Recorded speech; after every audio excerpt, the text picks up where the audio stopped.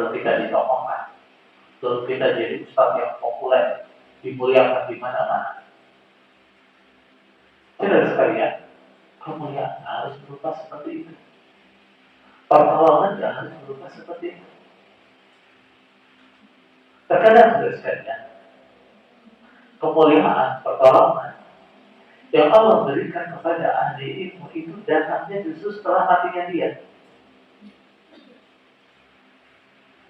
Nah, di masa hidupnya dia bahkan teraniaya. Imam Al-Bukhari meninggal dalam keadaan teraniaya. Imam An-Nasai meninggal dalam keadaan teraniaya. Tapi Allah menolong mereka dengan apa? Allah menjadikan karya-karya mereka, karya-karya yang dicari, karya-karya yang diterima setelah meninggalnya mereka. Sekarang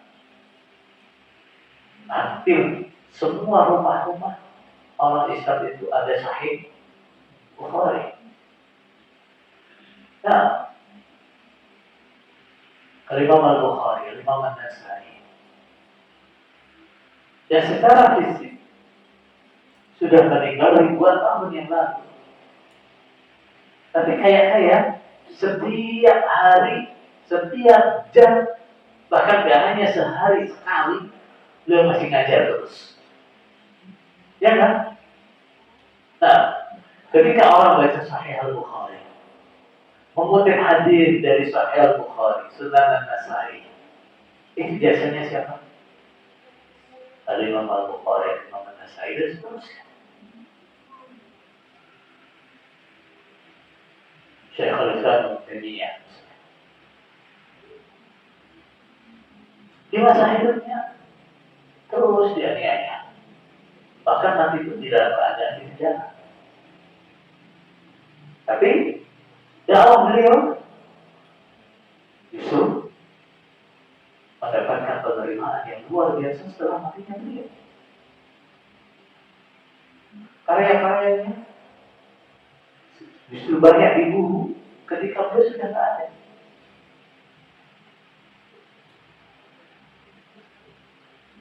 Atau yang pernah ngaji saya Muslim,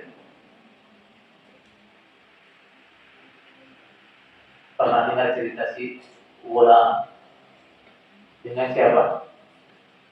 Dengan raja. Gimana?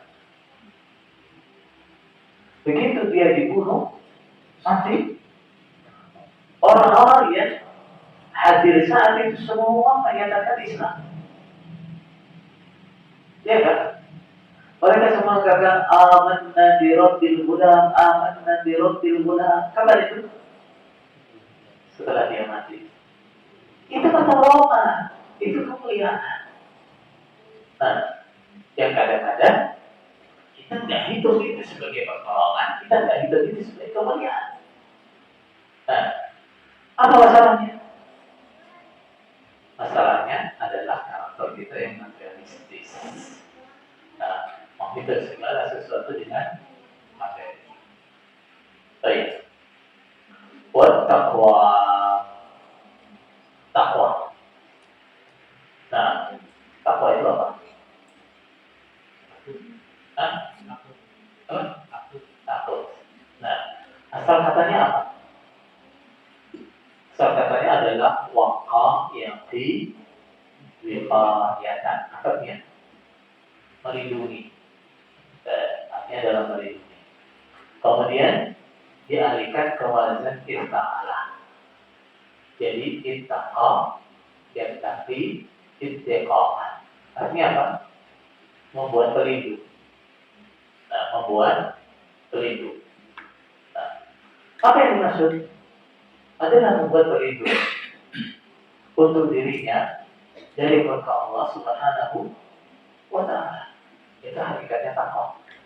Nah, caranya gimana? Kalau orang mau menghindar, terlindung dari murka Allah, kita bisa lari? Nggak bisa lari. Kita bisa sembunyi? Nggak bisa. Jadi, ada yang bisa menolak kekuatan Allah? Nggak ada. Baik. Berarti kalau kita ingin terlindung dari murkanya Allah Subhanahu wa taala, gimana caranya? Hah? Ya dari perkara yang menjadikan dia murka.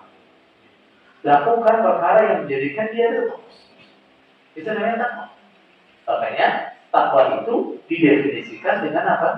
Mengerjakan perintah, menjauhi larangan. Dengan begitu kita terlindung, terbebas dari berkah Allah Subhanahu wa taala. Nah, takwa itu artinya adalah kita berhati-hati itu. Jangan sampai kita melakukan sesuatu yang menjadikan Allah berkah. Kayak ketika yang ditanya, takwa itu kayak apa sih? Jawabannya apa? Takwa itu adalah seperti ketika kau berjalan, nah, di sebuah jalan atau di sebuah lahan yang di situ banyak durinya. Apa yang kamu lakukan? Hah? Nah, hati-hati jangan sampai menginjak duri. Nah, hati-hati jangan sampai menginjak duri. Itu yang takwa. Nah, saya mengatakan خلي الذنوب صغيرها وكبيرها ذاك التقى وكن كماش بأرض ذي شوكة يحذر ما يرى. Nah, tinggalkan semua dosa, baik yang kecil maupun yang besar. Itu namanya takwa. Nah, hindari dosa, dosa kecil maupun dosa besar. Nah, lakukan seperti orang yang berjalan di bumi yang banyak durinya. Gimana? Ya, darullah ya. Dia selalu waspada dengan apa yang dia lihat. La takhfiranna saghiratan innal jibala minal hasad. Jangan sekali kalian meremehkan desa kecil. Karena gunung itu berasal dari apa? Tumpukan. Nah, tumpukan betul-betul kecil. Jadi gunung. Nah, di sifat takwa itu harus dimiliki oleh ahli ilmu maupun penuntut ilmu. Nah, takwa itu selain menjadi penyelamat kita, baik di dunia maupun di akhirat. Datangnya pertolongan dari Allah Subhanahu wa taala. Nah, taufik dari Allah Subhanahu wa taala itu penyebab utamanya adalah ketakwaan. Penyebab terbesarnya adalah ketakwaan. Apalagi kita yang mencari ilmu. Allah Subhanahu wa taala mengadakan apa? Perintah takwa. Nah, dan janji Allah Subhanahu wa taala untuk mengajarkan ilmu kepada kita. Gimana ayatnya dunia? Nah, ayat mudah. Gimana? Wattaqullah wa yu'allimukum Allah. Takwalah kalian kepada Allah dan Allah pasti mengajari kalian. Ini kira apa sih?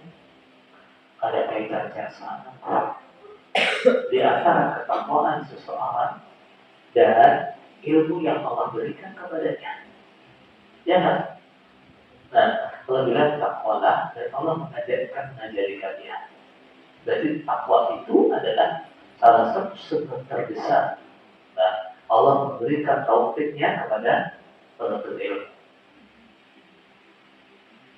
Baik. Ketika beliau bertemu dengan Imam Syafi'i yang masih muda waktu itu, dengan bakat yang luar biasa. Bagaimana tidak?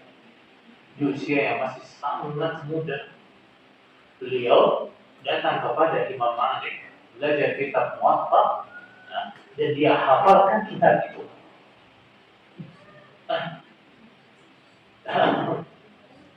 Jadi dia membacakan kitab Muwatta kepada Imam Malik dengan apa? Itu bakat yang luar biasa. Lalu apa pesan Imam Malik kepada Imam Syafi'i? Dia mengatakan, aku melihat Allah telah meletakkan cahaya di dalam hati. Aku Ternyata kemudahanmu menghafal, kemudahanmu memahami, nah, itu adalah cahaya dari Allah Subhanahu wa Ta'ala. Fala tudfi'hu bidulmatil ma'asi. Maka kau jangan padamkan cahaya itu dengan gelapnya kemaksiatan. Nah, Imam Asy-Syafi'i sendiri mengisahkan tentang dirinya dalam sebuah bait. Apa cerita dia, pengalaman dia? Dia bilang, syakautu ila waqi su'a hifdhi fa'arsyadani ila tarkil ma'asi. Suatu ketika aku mengadu kepada Waqi'. Apa yang aku adukan? Su'a hifdhi, buruknya hafalanku. Nah, beliau yang dikenal sangat kuat hafalannya, pernah mengeluh hafalannya buruk. Baik. Lalu apa sebetulnya Waqi'? Kalau orang sekarang kan sebetulnya apa? Oh, kamu butuh makanan yang menunjang perkembangan otak, yang memperkuat daya ingat, ya, dan seterusnya. Oke, tapi gitu. Pak Arsyadani tidak tarkil ma'asi. Dia arahkan saya untuk meninggalkan maksiat. Wa akhbarani bi anna al-ilma nur. Wa nurullahi la yu'tal 'asi. Dan dia kabarkan kepada saya bahwa ilmu itu cahaya. Dan cahaya Allah tidak akan diberikan kepada apa yang berbuat maksiat. Imam Ahmad rahimahullah ta'ala pernah ditanya, sepeninggal nanti, kalau kami butuh fatwa, siapa yang engkau rekomendasikan?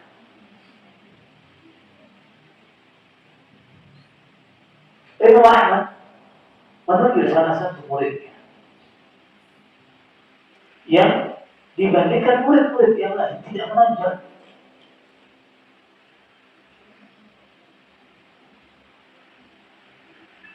Orang mungkin akan lebih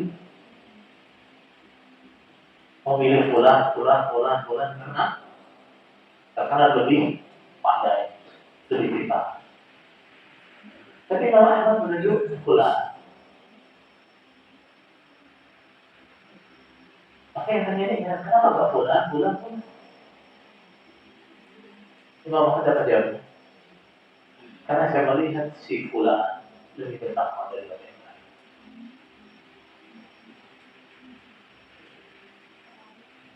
Itulah pentingnya ketakwaan bagi penuntut ilmu.